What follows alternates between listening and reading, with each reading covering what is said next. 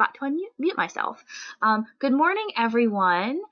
We are here with Maria from OverDrive, and she's going to be talking to us about how libraries are supporting their communities during COVID-19. Hello. I wanted to turn my video on for a second just so you could see me, but you're probably seeing mostly my screen right now. I'm Maria. I'm from OverDrive, headquartered in Cleveland, Ohio. So I'm coming to you from my home as well. So I'm going to apologize now, blanket apology for my dog barking. Our mailman might come while this presentation is going on, and dogs, mailmen, that whole thing. So I'm going to shut my camera off just while I'm presenting since you're seeing my screen. And if you have any questions, please write them in the chat. I believe Sarah is going to read them out, and I hope I can answer all of them. All right.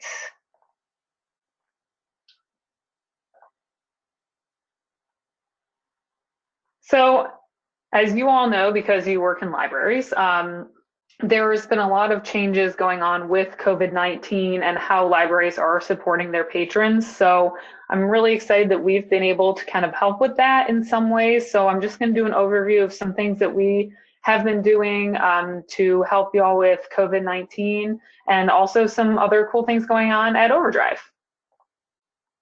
Oh, that's me again, right? I am your friendly neighborhood content specialist, which basically is a staff librarian. I have been with OverDrive for 2 years, and I previously worked in public library and adult services, and before that was in community college libraries doing a lot of information literacy and the like. So it's been really nice working with libraries still. I'm glad I get to do that in my day-to-day.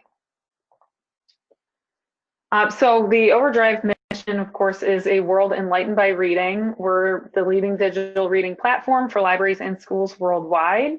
And we have the largest catalog of ebooks, audiobooks, and other digital media to a growing network of 45,000 libraries and schools in 78 countries. Of course, COVID changed everything. There's a lot more demand for digital content. And here's some of the ways that our library partners have supported their communities during this time using OverDrive. So we have some COVID response collections. You may have gotten emails about this or seen it on our blog post. We put some simultaneous use ebooks and audiobooks at no cost to your library in your collection. The Kids and Teen Bundle has been in there for a while now. It includes over 100 ebooks, audiobooks, and read-alongs from Sourcebooks, Rosen Publishing, Learner Publishing Group, Britannica, Triangle Interactive, and others. That was pushed to your account as a curated list, so if you did want to feature it on your page, you have the option to do that. There's one that's no wait, these books are great, and the other one is called Diverse Reads for Kids and Teens. So those are both in there. They're really great to put up, especially if you want to make sure there are available titles for kids and teens on your page. These titles will be available to your patrons through August 2021.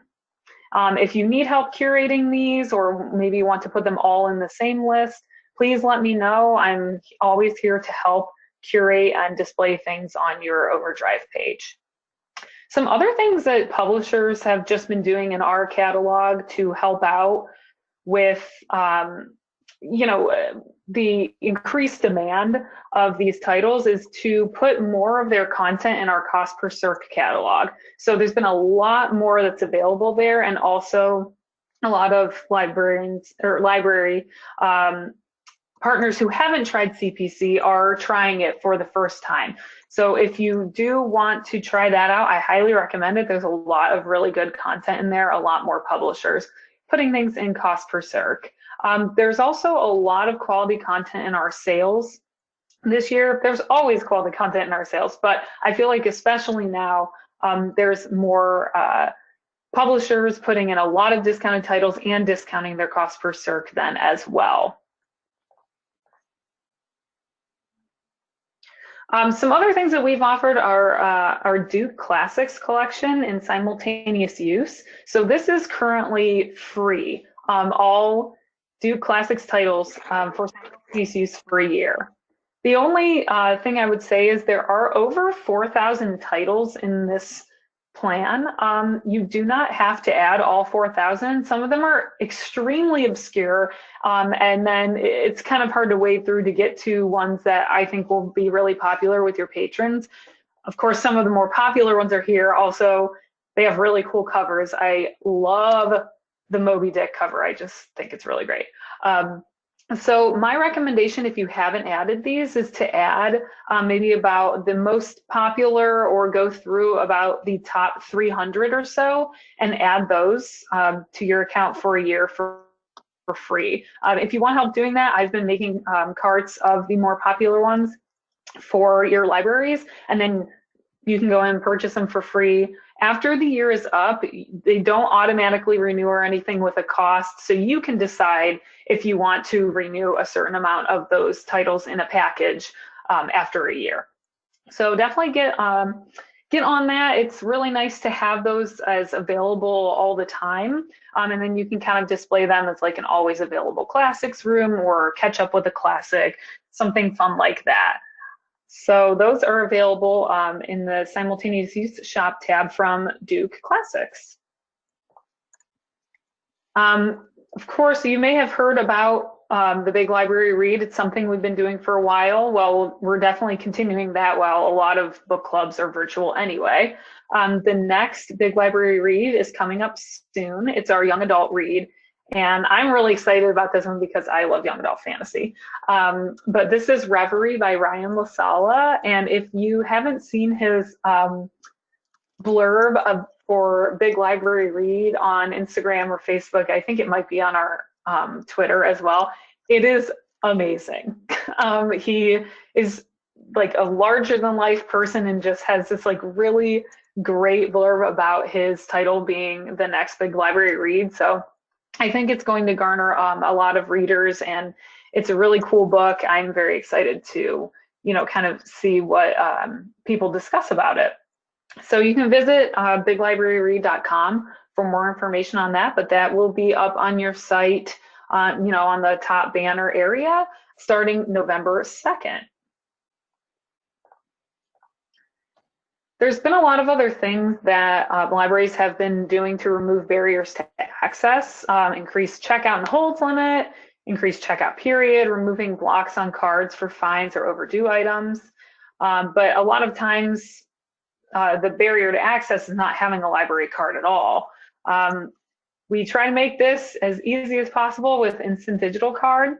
This feature allows users to sign up for a digital library card using only their phone number. Libraries from coast to coast have been starting to do this, and I believe there is a few as well in South Carolina that may have had this on for a bit. So this can only be done at the consortium level. So if you are an Advantage library and want to turn it on just for your patrons, you do have to do it at the consortium level. So if that's something that you're interested in, definitely reach out to your account manager, Nick, to talk about this. It only charges you for successful conversion. So if somebody puts in their phone number and it does not match up, you do not get charged for that at all. So that's just something that I think is really cool. It's worked really well for CleveNet here in Ohio. I know one of the other libraries I work with, Kansas City Public Library, uses this as well. So that is Instant Digital Card. Another thing that has been a really great way to connect younger readers with the public library is Public Library Connect. With schools closed and students and parents left to navigate the ins and outs of remote learning, which I do not have kids, but I assume is very stressful, public libraries are stepping up to help. Many libraries are working to connect directly with their public school districts, including in South Carolina, Berkeley County, Dorchester, Greenville, Richland Library, I believe there's a couple more. They've implemented what we call Public Library Connect. This enables students in your community to access age-appropriate titles through Sora, which is our student reading app for schools. So basically, if the school has OverDrive, they're using Sora, which is an app that has, some more teacher-related assignment features and badges and things for kids. It looks very similar to a reading experience on Libby or OverDrive. And what students will be able to do is they'll be able to add your library and look at the juvenile and young adult titles only in your collection and check them out through Sora. So it's a way on the public library side that's very low stress for the library because they just are offering the collection that they already have. But it's a really great way to expand students' options for reading, especially pleasure reading, whereas the schools may be just buying some nonfiction titles or titles that they're discussing as a class. So this is a really great thing to do. All they need is the free Sora app, and then they'll take it from there, and hopefully they'll find a lot of things that they like to read. For more information about that, again, contact your account manager, Nick. And if you need to reach out to libraries who are doing it already, see how it's going, I think they'd be happy to talk to you about that. So just a little bit more about Sora. Once again, it's no matter where they are, no matter your school's budget, if you are a school listening to this, if you don't have Sora, there's a free Sora starter collection that you can sign up for that has some simultaneous use ebooks and audiobooks ready to go. Some of them include Diary of a Wimpy Kid, and also a couple of the classics like Call of the Wild and Emma.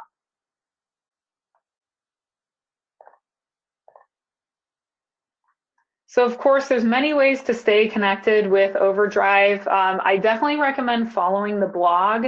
That's a really great way to see the latest, partnerships we have going on, or things that we're able to do for COVID help for libraries. We also have OverDrive Libs and the Libby app on Twitter. We're on Facebook, we're on Instagram, all that fun stuff. If you do need to get a hold of your account manager, Nick, Kopera, or myself, or your product support specialist, Bart, we are all located on the support tab in Marketplace. So if you log into Marketplace, go to support along the right-hand side. There will be pictures of the three of us, as well as our phone number and our email addresses. So if you do need to reach out, that's the easiest way to get there if you have a Marketplace account. Just a couple other updates that I wanted to let everyone know about before we get to some questions is that, as you know, the recorded books transfers have been happening. So at this time, the majority of South Carolina libraries have had their ebooks and audiobook content transferred from RB. If you are wondering about Zinio or any other content that RB has, this is still in the future. We're still finishing up the ebook and audiobook transfers so far. We do have lists in Marketplace, just shopping lists. If you want to see what's available from RB now in our catalog that you still may not have in the collection after you transfer. So I'm happy to help with that, make carts, or just send you the list just to see. And any of these lists should also be available on OverDrive's Resource Center, which is at the bottom right hand of the screen right now. We have marketing and outreach things there as well, and staff training. There's some really great short training videos, especially if you have a lot more people that are answering questions about Libby and anything related to the patron end of OverDrive. But we also have recommended lists there that our collection development team, myself, and 4 of my other librarian colleagues make. And so we've put some recorded books ones in there, but we've also have topical lists, thematic lists. Some of them are good for shopping. Some, I hope, will inspire you to put some fun lists up on your site for patrons as well. We also have a new lending model that is being used by RB for their backlists, as well as Learner for some of their collection. It's called Metered Access Concurrent Use, and it is the option to have a title checked out concurrently with up to 100 concurrent users. So basically that means it's acting a little bit like it's showing as no wait for up to 100 people to check out. So if there's a popular, maybe recorded books, audiobook that you don't have in simultaneous use from RB, or just a popular children's book that you want to try this out with, I highly recommend. It's going to be in the normal shop tab. It will be under one of the lending model options to click on. So you can take a look at that, and you can also search by that as well in the advanced search. We also recently did a book club webinar. It should be on demand now in the Resource Center. We have some great suggestions on there for virtual book discussions using titles from our Cost per Cert catalog or even our simultaneous use catalog. Sourcebooks has a 1-month SU title package that several libraries have used for this purpose. So I think that's really helpful when you're realizing, oh my gosh, nobody's meeting in person now. So how do we get books for people? I know there is a lot of physical pickup going on, at least that part of the library, but I think it is nice to always have the digital option as well. So that's kind of the end of it for me. Thank you so much for listening, and if anybody has any questions, there I am on camera again, please feel free to reach out now, or if you think of it later, you can also reach out too.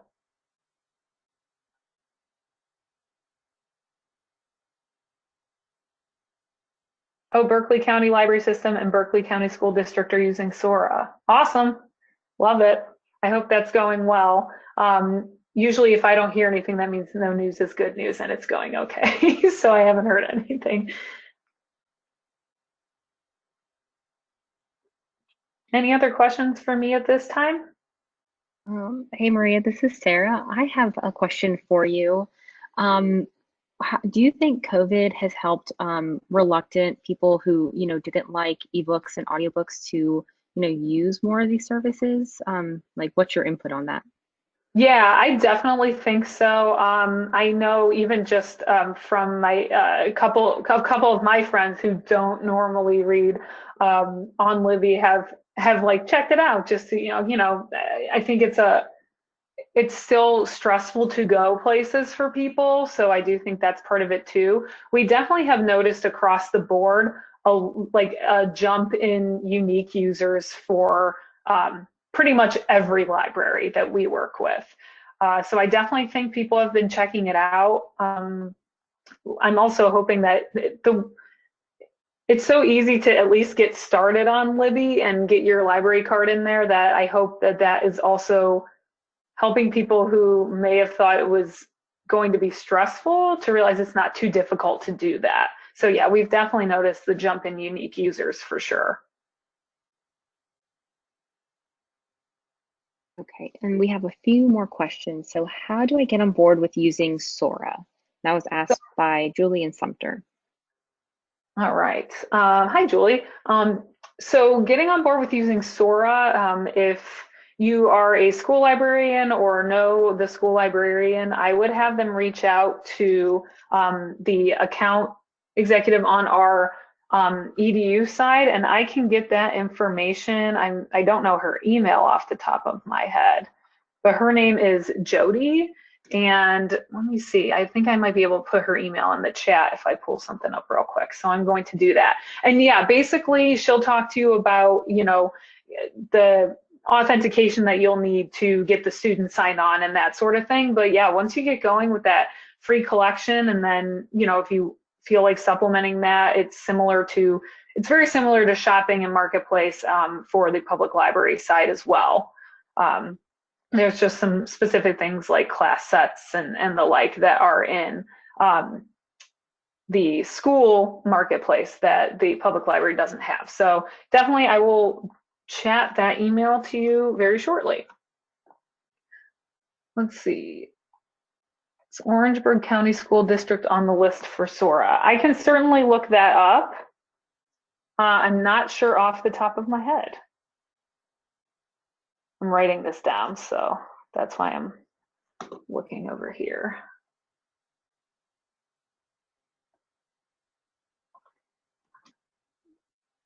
All right, I'm putting Jody's email in the chat.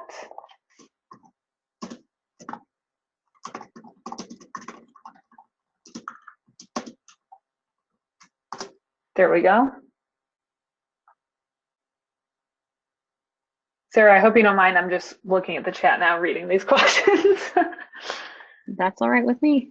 Okay, you're welcome, Julie. Any idea of what the Zinio merge will look like when, if it happens down the road?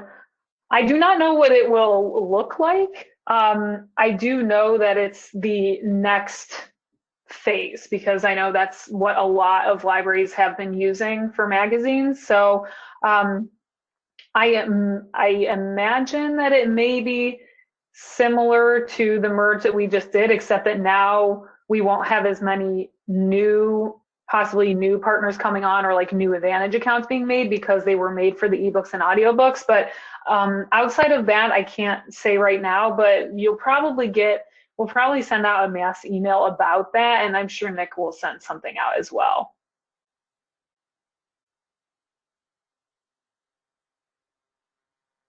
Welcome, Rachel.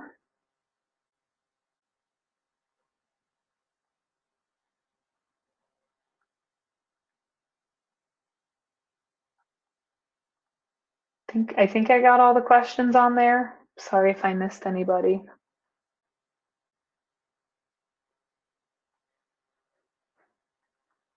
Okay, this is Sarah again. I'll ask another question. So I used to work in the public library, so I love OverDrive. It's one of my favorite things. But now I work at an academic library. Do you know if academic libraries are reaching out to OverDrive during COVID, or not really? It seems like they are. I haven't, so that our OverDrive professional is a different department. There's different content specialists and account managers for that. But as far as I know that yes, we are getting more reach out from academic libraries as well.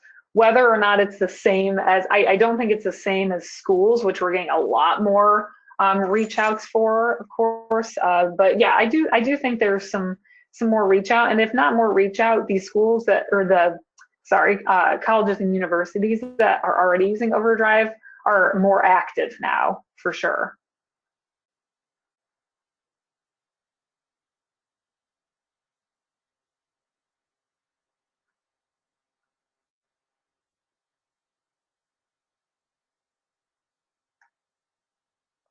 I'm going to put my email in the chat as well in case you think of any follow-up questions.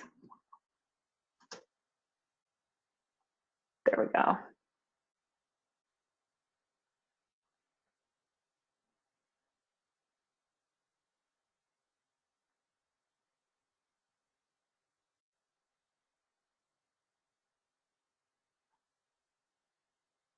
Oh, here, I'll say, sorry.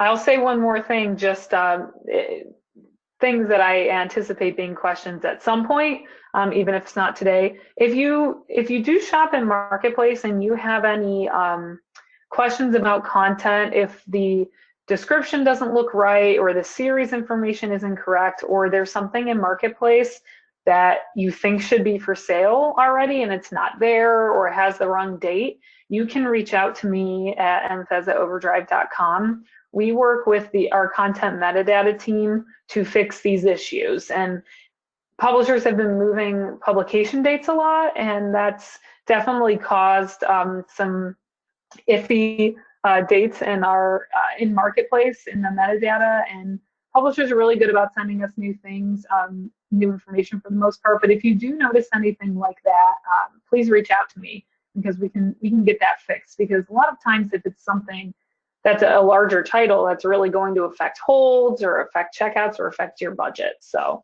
definitely something that we can help you with.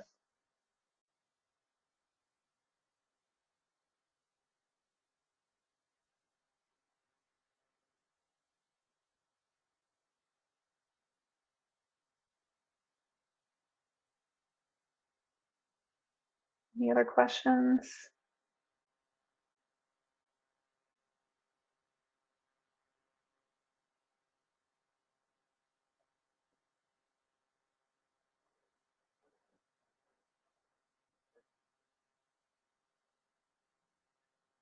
All right. That's all for me, and my dog didn't even bark. This is very exciting. Well, thank you, Maria, for talking to us. This was really great. I know a lot of us use OverDrive, and it's been really valuable during this time for everyone. I know, at least for me. Thank you. Yeah, same here. I mean, I've done way more reading than I normally do because I've just, especially in like March and April in Ohio, it was very unfortunate weather to be stuck at home. And I read like 20 books on Libby. So yeah, I'm really glad that we're able to help in a time like this and help not only libraries but also the patrons. And I hope that you've noticed that people are reading more, maybe reading things that they didn't read before, branching out. But yeah, we're always here to help. So feel free to reach out. And like I said, if you have questions after the fact, feel free to email me. All right, thank you. And you will be at the vendor showcase later today, right? Or Yes, someone will if it's be there? not me, somebody will be. Nick will probably be there part of the time. I know we literally had we had two statewide presentations at the exact same time today. Don't ask me how that happened. So that is why he couldn't be here today as well, because we do like to do these things together sometimes when we can. But yeah, so if you do have a question later and want to stop by, I don't know if there's already a cutoff for an appointment, but I think there's just going to be like a general showcase time, right? Yes, yeah, it's from 3:30 to 5:30, and there are Yeah. links for each sponsor, and it's on the exhibitor page, so everyone can check that out and just pop in, and we'll be there to have conversations. Yeah, yeah, I'm not sure. I don't think it will be me, but hopefully someone will be there the whole time. I'll double check on that. Awesome. Thanks, everybody.